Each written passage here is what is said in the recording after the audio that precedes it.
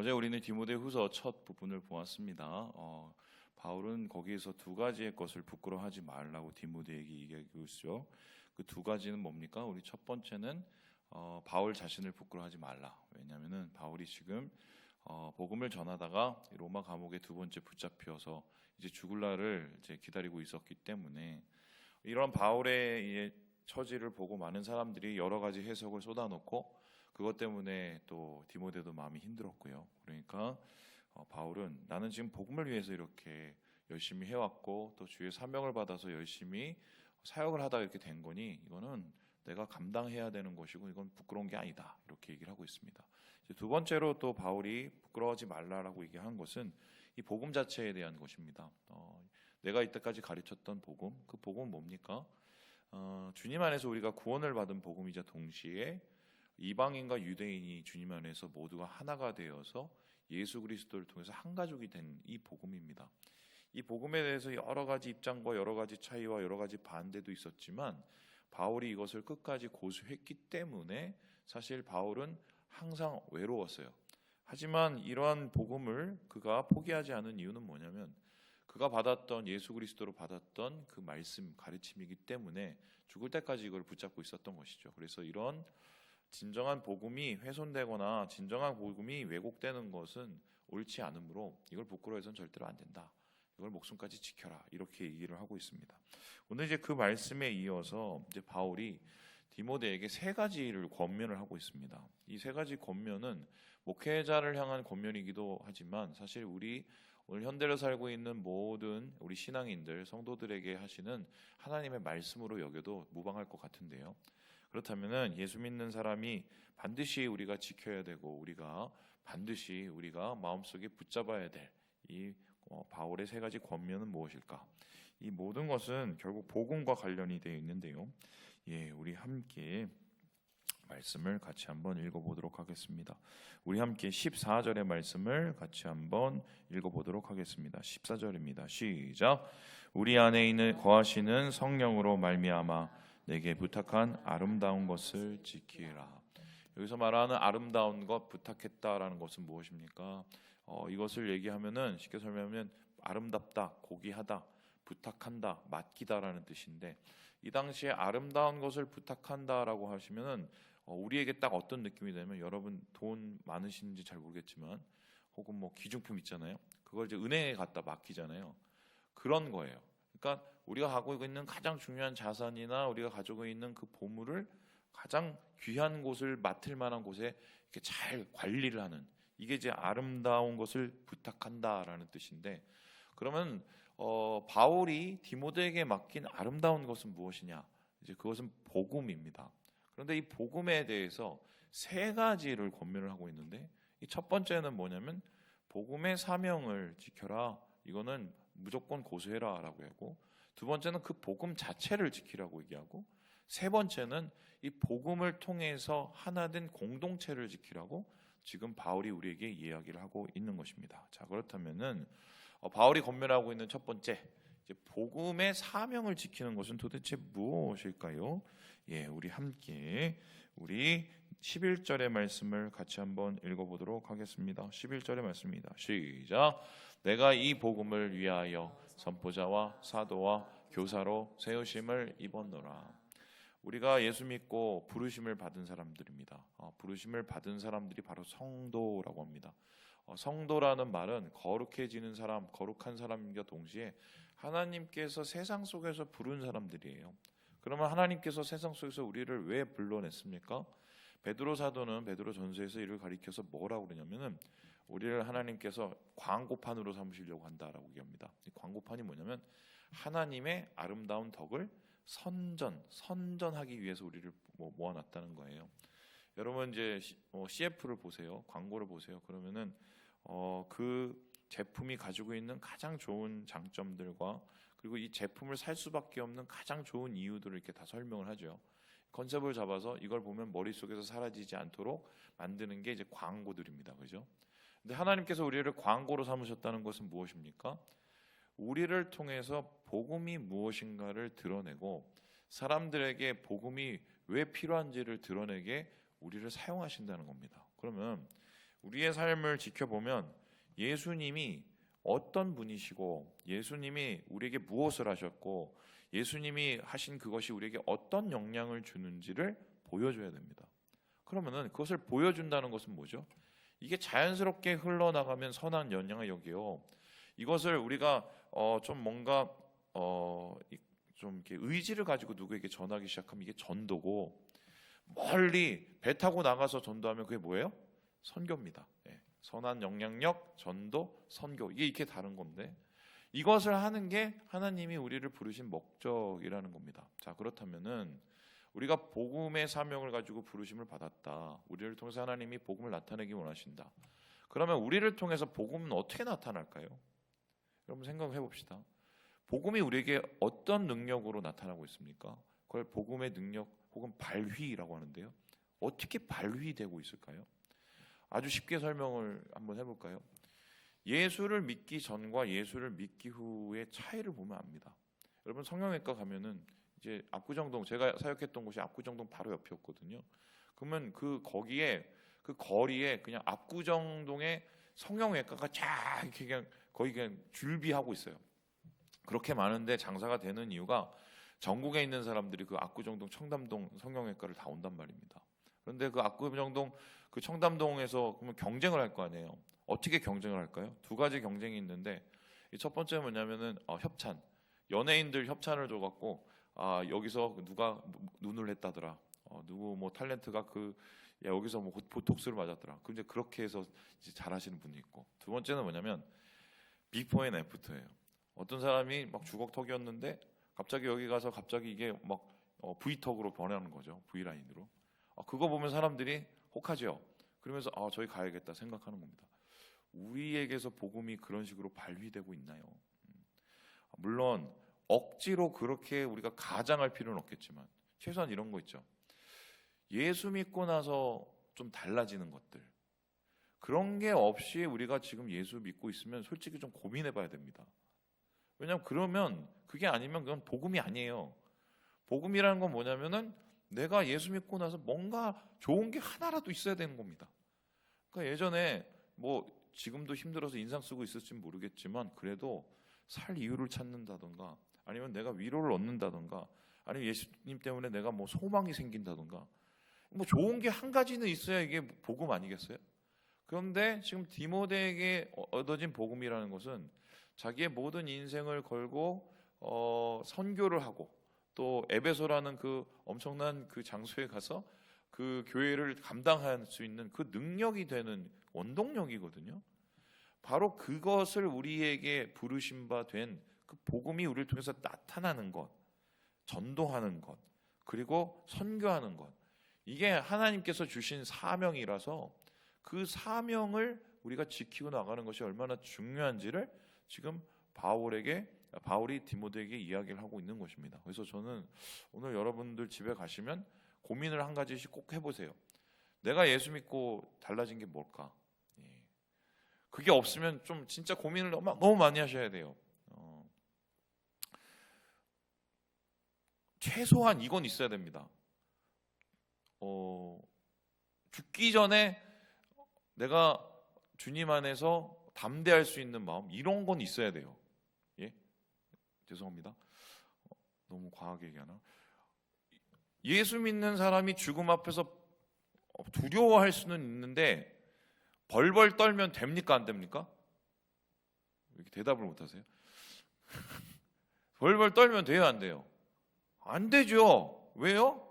우리는 복음이 있기 때문입니다. 복음을 믿고 복음을 받아들이는 사람은 죽으면 어디 갑니까? 어디 가세요? 천국 가요. 벌벌 떨면 안 돼요. 물론 뭐 이렇게 우리가 천국을 안 가봤으니까 안 죽어봤으니까 그럴 수는 있지만 그래도 최소한 그 담대함은 있어야 된다. 저는 그렇게 생각을 하고요. 그게 예수 믿는 사람의 가장 극단적인 차이 아닐까요? 믿는 사람과 안 믿는 사람의.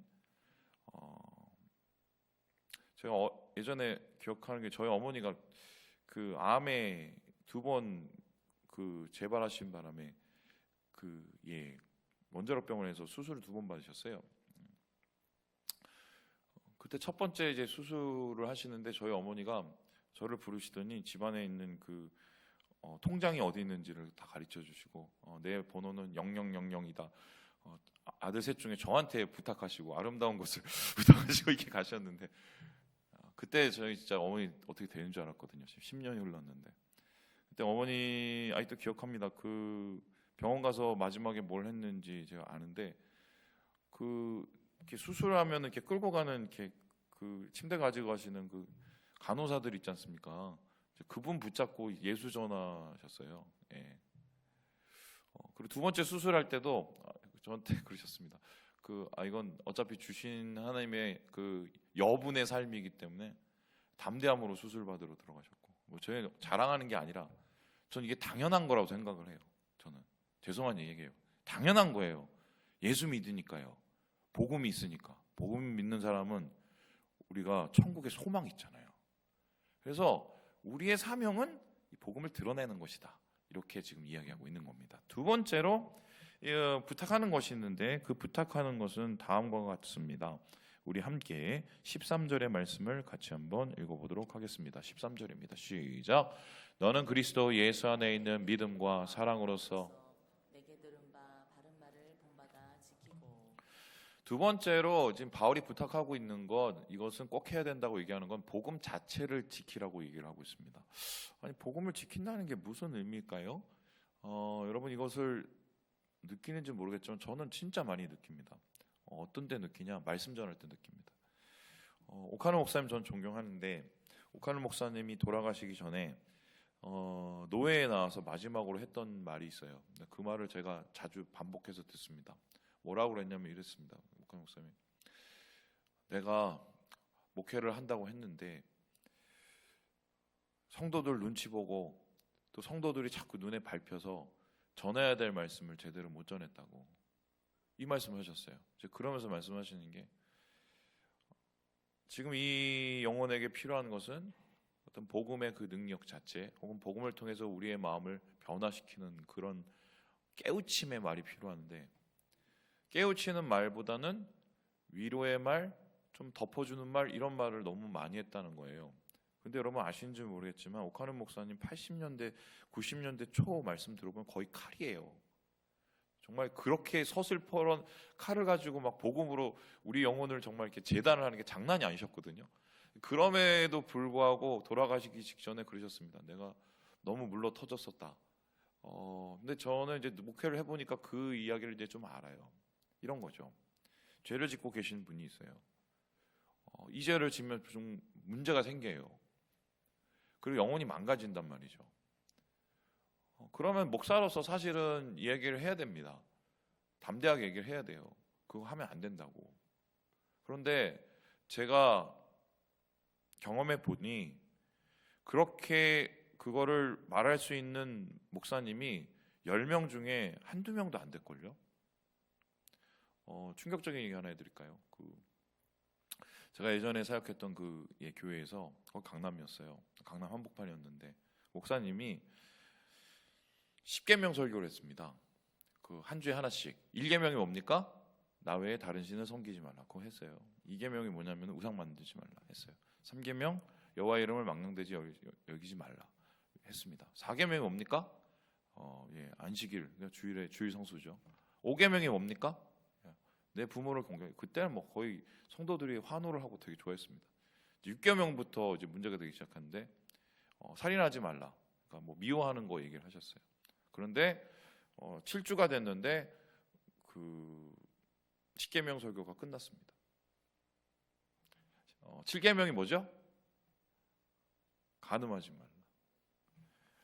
그 설교를 못 하셨어요. 왜 못 하셨겠습니까? 강남은 장난이 아니거든요. 눈치 보는 거죠. 근데 저도 그때는 목사님 왜 저러지? 이거 너무한 거 아니야? 그렇게 생각을 했는데 지나고 보니 좀 알겠습니다. 이 설교할 때 성도들이 밟히는 거예요, 눈에. 이렇게 하면 이 사람이 상처받고 이 사람이 또 오해하고 밟히는 거죠. 그러다 보면 이제 전할 수 있는 말이 축소가 돼요. 예수님의 보혈은 빨간색인데 붉은색인데 막 그러다 보면 나중에는 이제 분홍색, 피크빛 예, 우리 교회 색깔 보라색 이렇게 막 변하는 겁니다. 예. 싫은 소리를 하기 싫으니까요. 왜냐하면 싫은 소리 했다가 날 미워할 수도 있으니까. 에베소 교회의 다른 복음과 다른 교훈들이 판치게 된 이유가 바로 그거예요. 복음은 되게 투박하거든요. 결국 그거예요. 예수 믿느냐 안 믿느냐. 또 예수 안에서 내가 변화됐느냐 안 됐느냐. 이거 되게 간단하거든요. 그런데 삶에서 우리가 살면서 그 복음 앞에서 우리가 서면 이건 간단한 문제가 아니에요. 내가 변해야 되니까.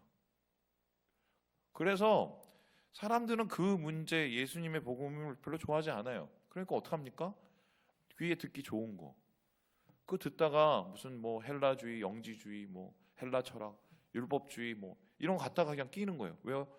내가 주님 앞에서 가릴 수가 있는 여러 가지 것들을 이렇게 갖다 놓으면 좀 편하거든요, 마음이.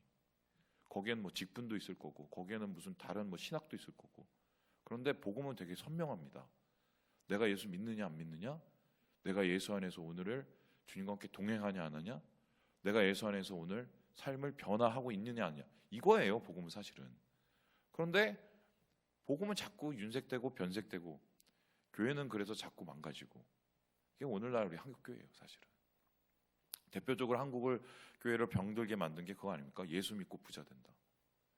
예수 믿고 부자 되나요? 물론 예수 믿고 전 부자 다 되기 원하세요. 왜냐하면 예수님께서 부자도 만들어 주십니다. 왜냐? 주님의 일 열심히 하라고 만들어 주세요. 근데 아닌 경우도 있거든요. 근데 그걸 그냥 공식처럼 만들어서 예수 믿고 부자 되고 잘 되고 건강하고, 이거 사실 복음 바꿔놓은 거거든요. 그게 순복음이고 사실 그게 오늘날도 이런 일들이 일어나고 있다. 이걸 지켜야 된다라고 얘기하고 있습니다. 마지막으로 오늘 바울이 한 가지를 얘기하고 있는데 그게 뭐냐면 복음의 동지들을 지키라라고 얘기하고 있습니다. 우리 함께 16절의 말씀을 같이 한번 읽어보도록 하겠습니다. 시작. 원하건대 주께서 오네시보로의 집에 긍휼을 베푸시옵소서. 그가 나를 자주 격려해주고 내가 사슬에 매인 것을 부끄러워하지 아니하고.